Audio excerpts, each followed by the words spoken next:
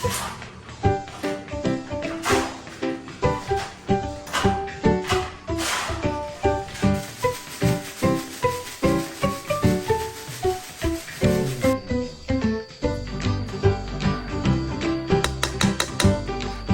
างคนไปซื้อสูตรเหมือนกับว่า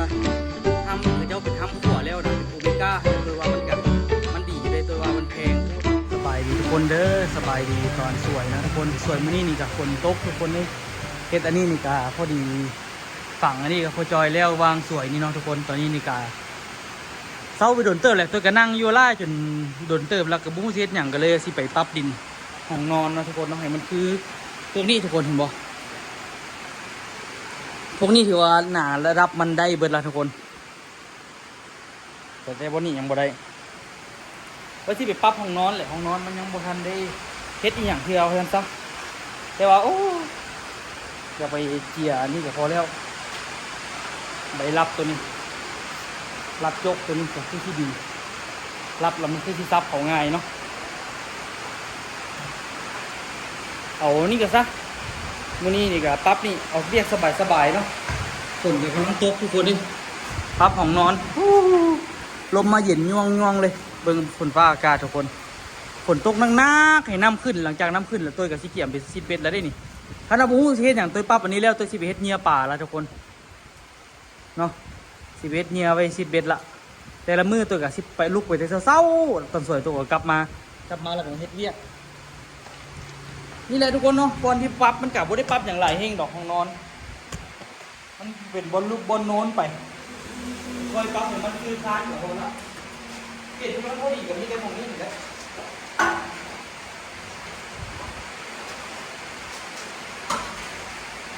มองมันลุกจะไหลเนาะ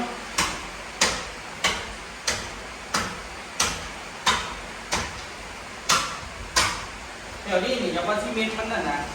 มันก็เบิดแต่ทุกคน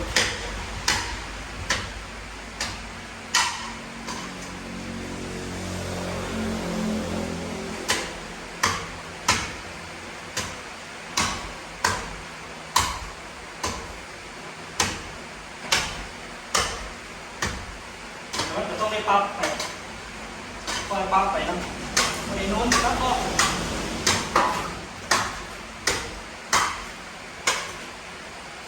จับไปใส่บอลให้มันลุกนะ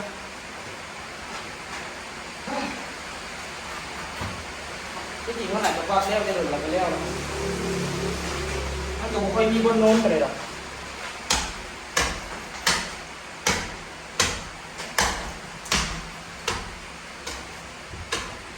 ดินจะค่อนข้างแน่นเลยนะ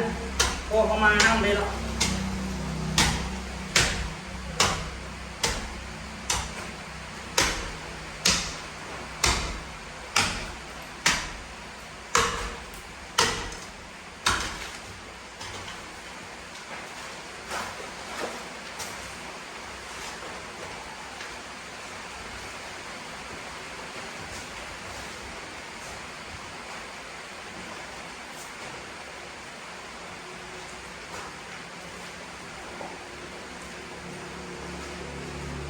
คอยปั๊บดินไป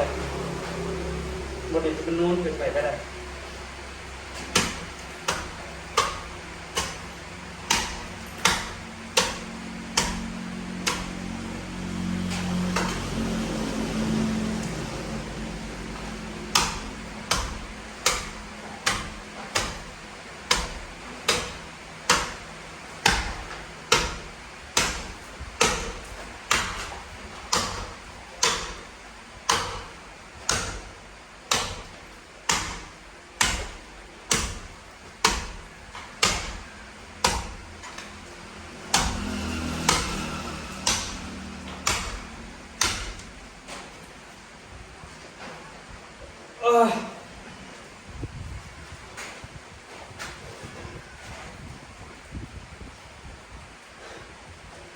พอได้ก็คือว่าเกือบได้นะทุกคน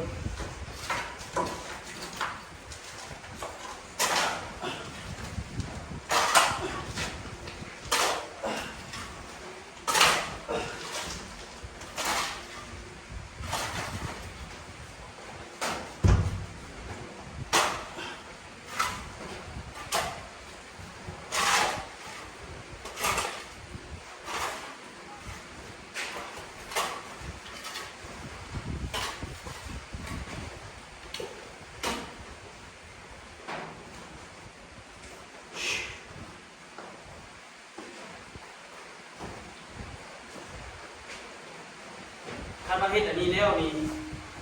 ทั้งหมดนะทุกคนมันปรับดินทั้งหมดนี่แล้วก็ใส่โครงหลังคาแล้วก็เทพื้นแล้วก็ได้ทาสีเลย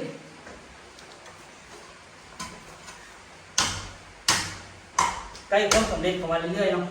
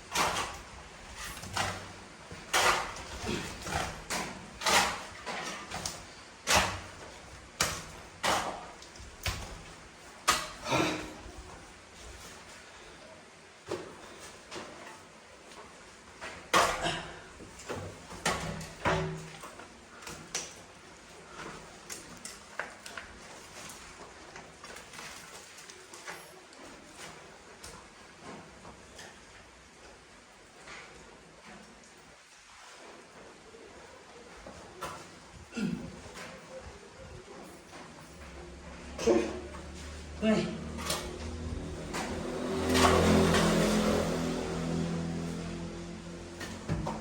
มันเกือบสิบ่ได้ปรับละเดี๋ยวนี้มีได้เอาดินมาเพิ่ม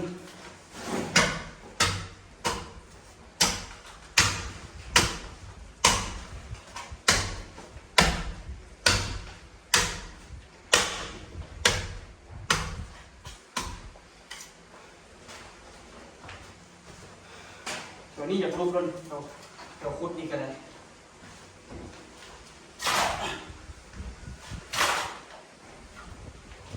ตัวรู้สึกว่าตัวบ่เหมาะกับการปรับดินจะเรียกละเอียดกว่าเล็ก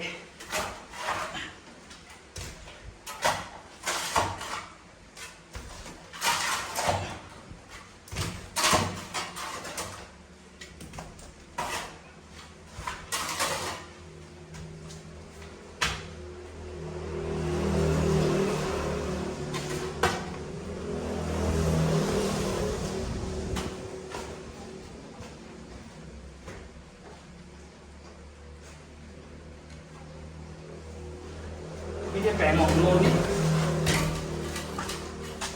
มันมีแถวโน้นอยู่แถวนี้ได้แล้วนี่ตัวซับหมองโน้นลงเนาะ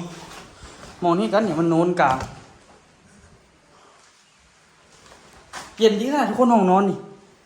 ไข่กงเยี่ยมมีกระโปรงอันนั้นเย็นดีขนาด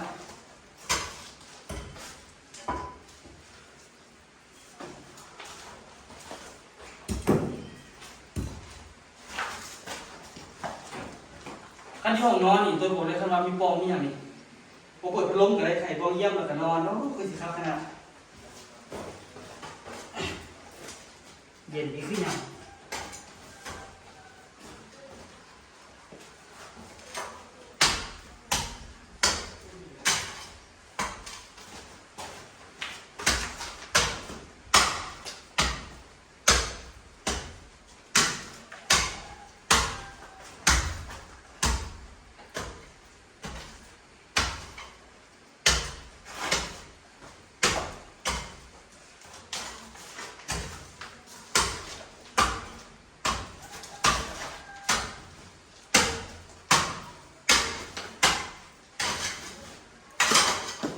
โดยเราหมูโม่เรียกเรียกกันเลยเลยทารีบเลยตามอยู่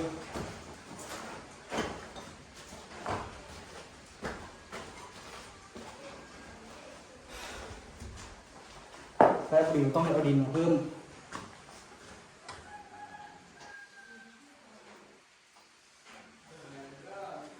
พันซีวากา แถวนี้นี่มันก็เกือบพอดีละมีแต่ไปแล้วเหยียบแน่นๆแล้วก็เอาขี้ทรายมาพกหน้ามีแต่ตัวนี้อยากโนนเนี่ย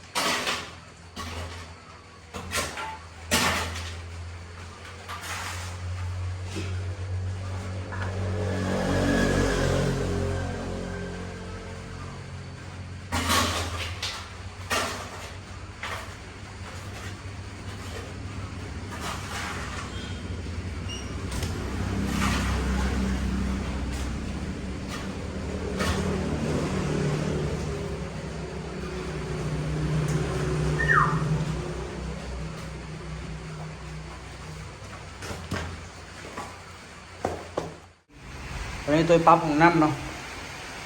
สิเฮ็ดตัวทั้งเทิงหนีมันสูงกว่าทั้งลมนี้ห้องน้ำเสียสิออกแบบมองนี้เนาะแถวนี้สิเฮ็ดเป็นบักขึ้นเทิงเพราะเราต้องได้เอาขึ้นสูงตามระดับตัวนี้เดี๋ยวสิเฮ็ดให้เบิ้งทุกคนห้องน้ำแบบสวมอยู่ในห้องน้ำเลยว่าสุดท้ายแล้วสิเป็นยังไงเนาะแต่ตัวก็ต้องเจาะหูปองอากาศอยู่แจนี้ออกข้างๆนะพร้อมเป็นปองอากาศบ่ให้มีความดันบ่ให้มีแก๊สเนาะอย่างบอลแล้วเด้อทุกคนเด้อเดี๋ยวบางทีสิเจาะเลยเราปรับตัวนี้ก่อนหน่อยนึงเดี๋ยวข้างๆยามก่อนเนาะอันนี้ตัวดินกล่องก่อนเพื่อซีหูนี่มันง่ายเนาะ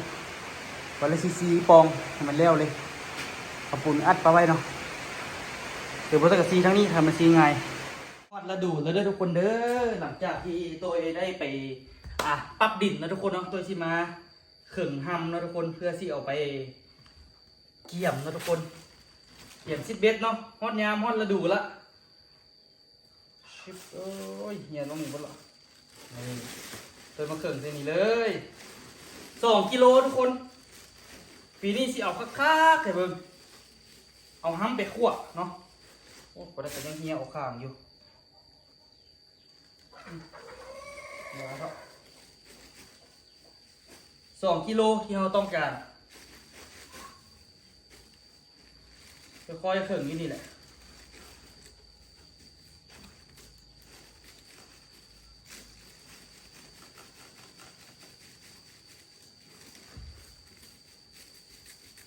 นั่นไงอยากลองเอาไปใส่ลองมึงก็ได้นะทุกคนสูตรนี้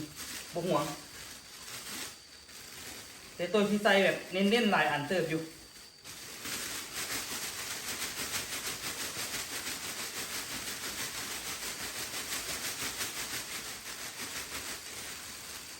เครื่องไม่ได้แต่ทรายอ่อนๆเนาะ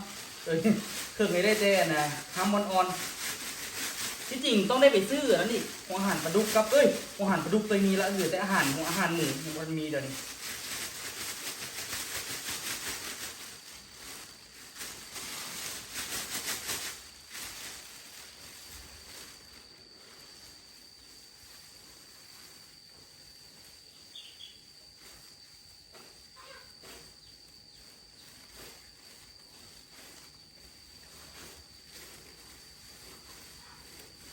ค่อยๆเครื่องนี้นี่แหละเนาะเดี๋ยวตัวเครื่องได้ตัวที่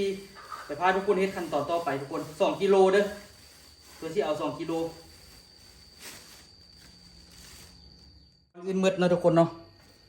นำสูตรกล้วยก็ต้องใส่กล้วยนะทุกคน ปลาเก็ตนี่เสียมากมากกล้วยตัวจะเอากล้วยมาปั่นก่อน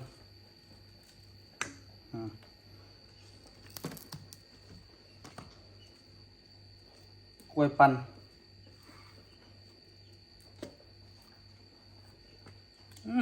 แซ่บโอ้ยแซ่บอีหลีไปกล้วยนี่ก็ได้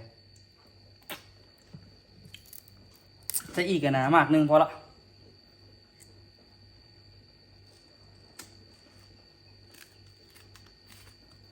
จงไว้2 มากเนาะกล้วยกับพวกท่านสุกดีปานใดดอก บางหน่วยกับสุกดีละเสียดายกล้วยพอสดบกหลายครับอันนี้ไม่อยากสู้ดีปานใดยามนั้นนี่นะทุกคนเนาะแล้วตัวที่เอากะทิใส่กะทิอันนี้2 อัน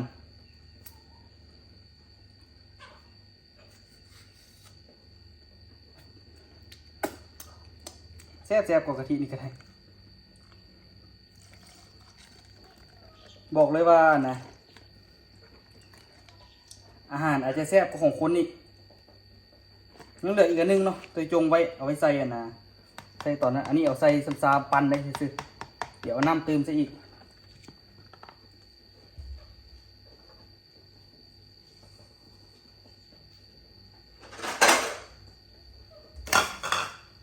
นี่เนาะทุกคนเอาไว้ไปปั่นไปผสมอันนี้คือปั่นถิ่มไปไว้ก่อน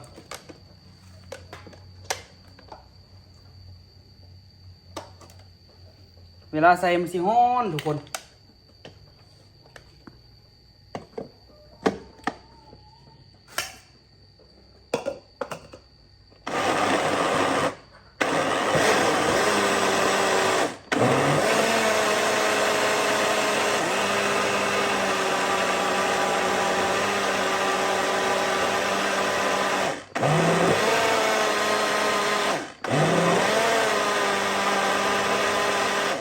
ปั่นเลยนะทุกคน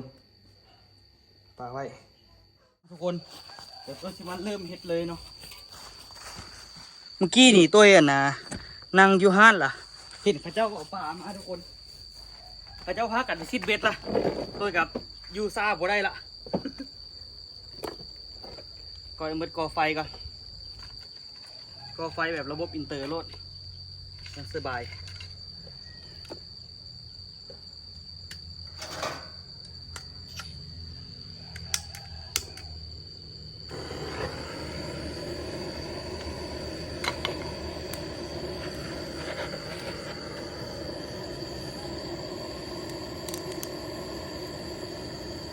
ขั่วห้ำทุกคนห้ำนี่รู้สึกว่าต้องขั่วเด้อบ่ขั่วนี่มันสิบ่หอมเนาะ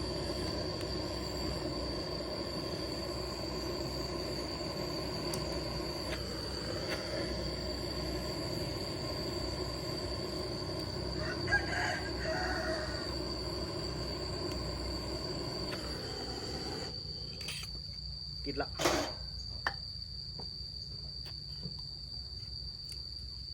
พอดีซัมซาจะไม่ตัวเฮ็ดอันนี้แล้วตัวที่1 เข่าต่อเลยบได้เฮ็ดเวียกเด้1 เข่าได้ก็ได้อยู่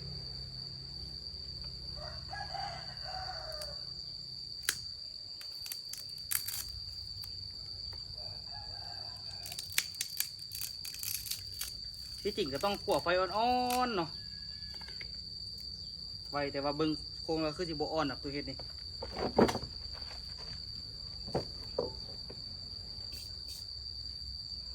เดี๋ยวถ้าไฟลุกกันทุกคนเอา3ก่อนนี่ตัวที่ใส่มื้อนี้นี่ก็คือมีกะทิเนาะ2 ป่องเนาะแล้วก็นมเปรี้ยวนี่กินได้เลยบอกเลยสะใจแล้วก็มีหมักกล้วยที่ตัวปั่นเนาะแล้วก็มีไข่อาจจะไข่เป็ดหรือไข่ไก่ก็ได้เนาะแล้วแต่แล้วก็สูตรนี้เราตัวชีแปลกแนวในนึงตัวชีใส่ฮอร์โมนไข่แล้วก็มีอันนี้หัวเสื้อมะกล้วยตั้งแต่ตัวเฮ็ดปีกไก่พุ่นนะที่จริงอะนะฮอร์โมนไข่กับหัวเสื้อมะกล้วยนี่บ่ใส่ก็ได้เนาะแต่ว่าตัวมีก็เลยใส่ทุกคนเพื่อความเข้มข้นเนาะหัวเสื้อมะกล้วยนี่ตัวเฮ็ดตั้งแต่ปีวันที่16 เดือน 8 ปี 2024ทุกคนกล้วยตัวเฮ็ดปีกไก่นี่ ก่อนที่ไปนะเขาออโต้ไปเกิดลูกเนาะ อันนี้นี่ก็วันที่16 เดือน 8หลังจากวันที่16 เดือน 8ไปแล้วก็อีกแป๊บเดียวตัวก็ขึ้นไปเวียงทุกคนหลังจากขึ้นไปเวียงวันที่20 เดือน 9ออโต้เกิดทุกคน20 เดือน 9 2024เนาะแม่นบัวแม่นละ เดี๋ยวตัวไปเอาอ่ะนะบัวเอาเธอก็ได้กลัวก่อนนี่เอานี่ใส่แล้วก็ทำเนาะทุกคนที่เราเก็บไว้ใส่ลงไปเลยขวดเท่าหน่อยซ้ำที่มันใส่ได้แหละ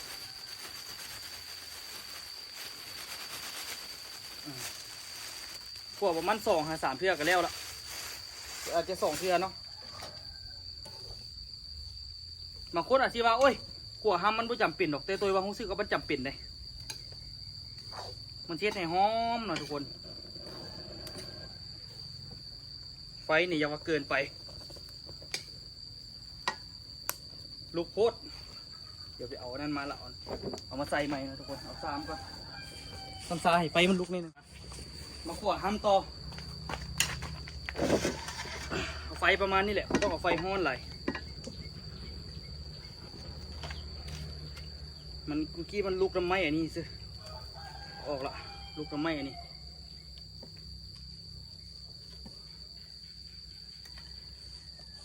เอาลูกธรรมดาพอแล้วเนาะค่อยคั่วไปให้มันหอม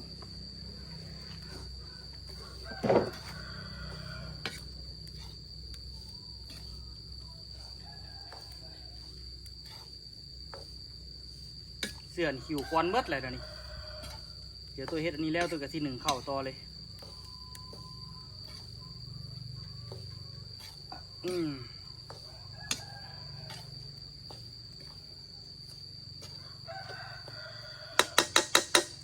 บางเทื่อบางคนไปซื้อสูตรแบบว่า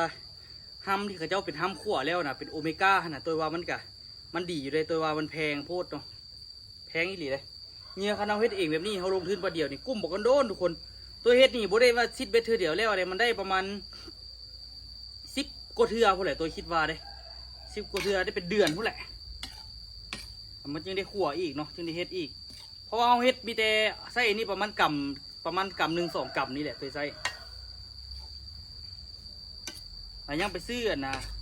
มิจะไปเอาหัวหันปลาดุกของตัวหันที่มีหันละกะเอาหัวหันหมูเนาะบดไปเลยอันนี้ก็ได้ต้องได้บดไปเด้อทุกคนเด้อบดมันมุนให้มันละเอียดไปเวลาไปผสมมันนะเครื่องมันที่เข้ากับทับเบิดเลยปีนี้นี่ต้องได้ปลาแดกประมาณจัก3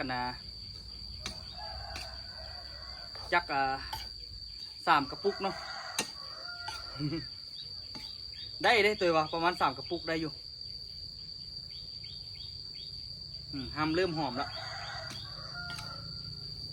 เดี๋ยวตัวขวดแล้วก่อนทุกคน4 ห้ำกับเปลี่ยนได้เวลาขวดแล้ว4 ห้ำมันสิเปลี่ยนเลยเนาะตัวขวดเด้อเดี๋ยวจะมาเบิ่งขั้นตอนต่อไปเนาะเข้าไปเลยแล้วทุกคนวันนี้กับสิมาอันนี้เนาะขวดห้ำเรียบร้อยเนาะอันนี้เอาลงลุมก่อนใส่หลายแนวเติบอยู่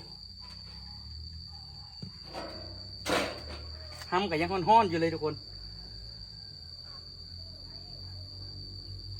ได้อยู่เริ่มเย็นละใส่ไข่ที่จริงกับ4 หน่วยพอดีแต่ตัวใส่3 หน่วยเสียดายเนาะ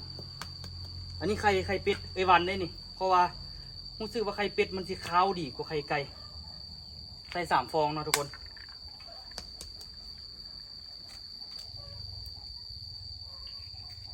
อันนี้ตัวต้องมักประมาณจะ2 มื้อก็ได้จึงสิได้ตกซิดเบ็ดได้หรือว่าเข้าใจห้อนก็เอาไปใส่เลยก็ได้มื้ออื่น คันตัวเฮ็ดแล้วไว้ตัวที่ขี่รถจักรออกไปเบิ่งเขาเจ้าว่าเขาเจ้าไปซิดเบ็ดหลายบ่มื้อนี้ไปเบิ่งลาดลาวไว้เนาะเห็นเขาเจ้าไปแล้วเขาเจ้าหาบหอบเอาเอาปลาเอาอย่างมานำขนาดทุกคนอันนี้นี่สิลองใส่เบิ่งบุ้งว่าเสียของแล้วล่ะบ่อันนี้เป็นตัวมักกล้วยแต่ปีกไก่พุ่นใส่รถนะอย่างหน่อยมันก็มีพวกกากน้ำตาลเนาะ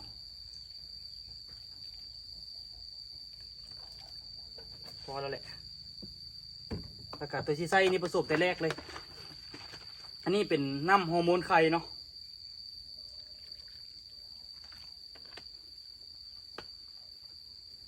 ใส่สำเร็จสำนึงเลยกะเอาเนาะอันนี้ก็มีกล้วยกับอย่างเกาะกล้วยกับอันนี้นะ อันนี้นะกะทิซาวเกาะนะทุกคนลืมซื้อ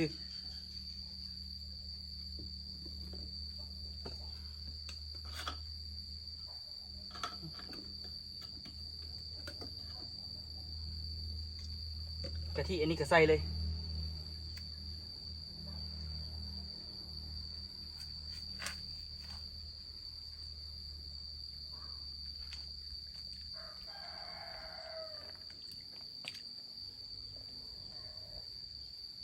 เน้นเนาะรู้สึกว่าอันนะซ้ำมันนี่สิน้อยเกินไปละบัดนี้ตัวก็คิดว่ามันใหญ่พอได้อยู่เดี๋ยวว่าพอผสมนั้นผสมนี้แล้วมันเกิดจากน้อยเลยสุดท้ายเนาะนมเปรี้ยวต้องมี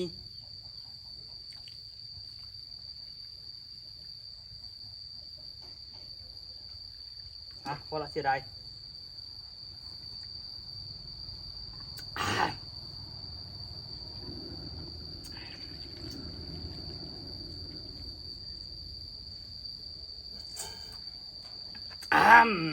แซ่บคนเลยป่ะนี่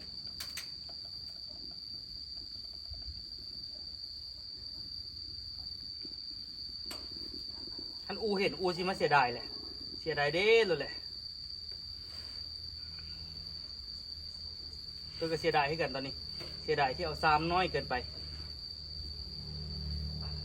คนให้มันเข้ากันที่สุดเนาะ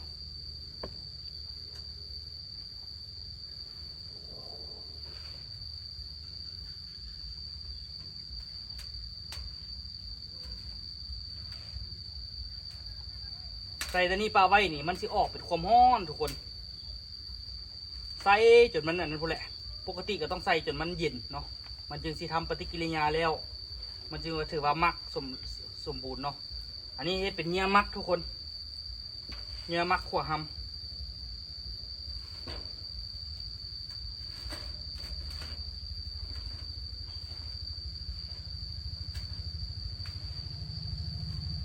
นี่ได้ผสมกันนี่เลยเรื่อยๆโอ้ยสีมืดแล้วบ่วะยังได้อยู่เดี๋ยวบางทีจังหน่อยตัวสีจักออกไปเบิ่งอยู่ทางเหนือว่าเขาเจ้าไปหลายปันใดพยายามคนให้มันเข้ากันให้เป็นเนื้อเดียวกันตอนนี้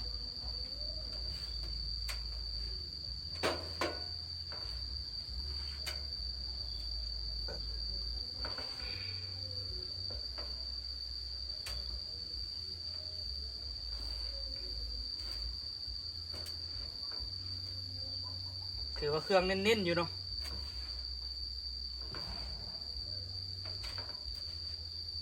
สุดก่อนตัวเฮ็ดจนแบบนอนมากิน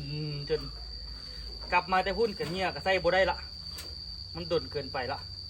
คันเฮ็ดแล้วมันเหลือนี่ตัวคิดว่าน่าจะเอาไปไว้ตรงฟีดบอลหรือว่าเอาไว้บอลที่แบบว่าบ่ถึกแสงแดดก็พอละ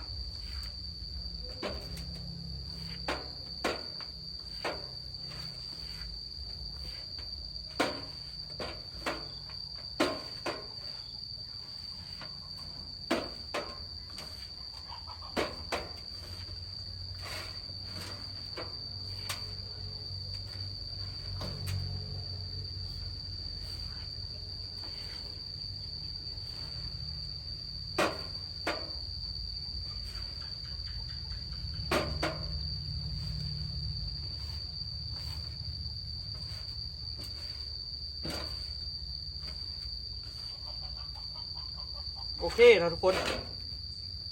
ตอนนี้ก็คือได้ทีละมักค่อนข้างว่าเข้ากันได้เมื่อละทุกคนก็คือเอาใส่ลงตัวนี้คืน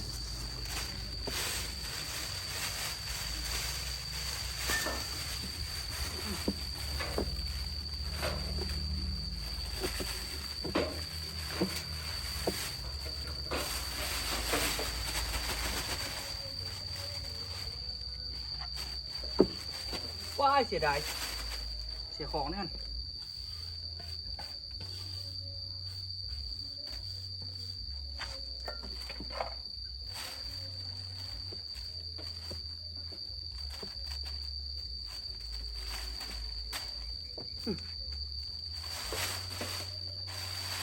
นี่ก็คือเหยื่อมักของตัวโยยเองเนาะทุกคน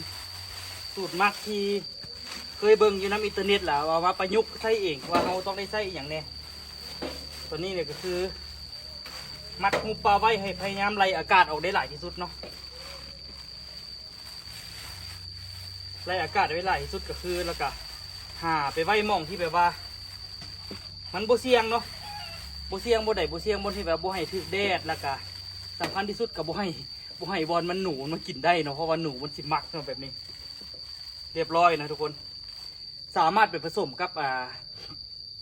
ขนมปังมะขิดนะทุกคนแล้วขนมปังทั่วไปได้เลยเนาะแล้วก็มีหัวเสื้อเนาะหัวเสื้อกล้วยหรือหัวเสื้อปลาเก็ตอย่างได้เมดแล้วก็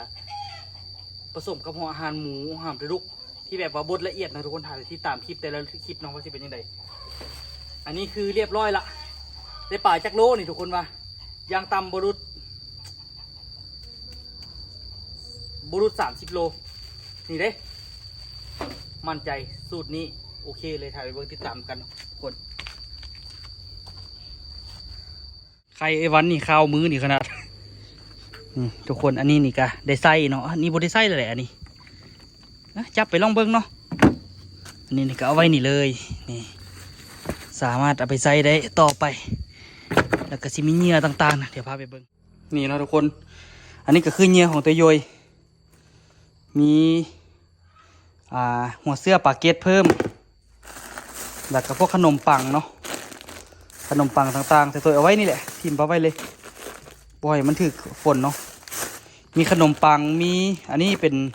ตัวซื้อมาใหม่เนาะลองเบิ่งขนมปังกินกล้วยเหยื่อมักกล้วยเป็นปลาเก็ตมักเนาะทุกคนพวกปลาเห็นบ่ปลาที่ตัวที่ไปซิดนี่เป็นปลาปลานี่แหละทุกคนปลานี่แหละปลาเม่นอยู่ว่าปลาสกางเป็นอันนี้ปะ ตัวที่ไปซิดปลาสกางนะทุกคนมึงดูอันนี้โบมีหูปลาแล้วก็อันนี้เป็นกากข้าวเนาะใส่มันหอมขึ้นเพิ่มอันนี้เป็นเหยื่อมะขวิดนี่ไว้เจอกันคลิปหน้าทุกคนเด้อไปถ่ายติดตามน้องกันว่าซีได้หรือบ่ได้เนาะปลาเกล็ดและปลาหนังทุกชนิดใช้ตกปลาตามแม่น้ำธรรมชาติหรือปลาตามบ่อมันก็ครบถ้วนแล้ว มันก็2 อันละแต่ว่าตัวไปเอาปลาธรรมชาติเนาะไว้เจอกันคลิปหน้าทุกคนเหยื่อของเราพร้อมแล้ว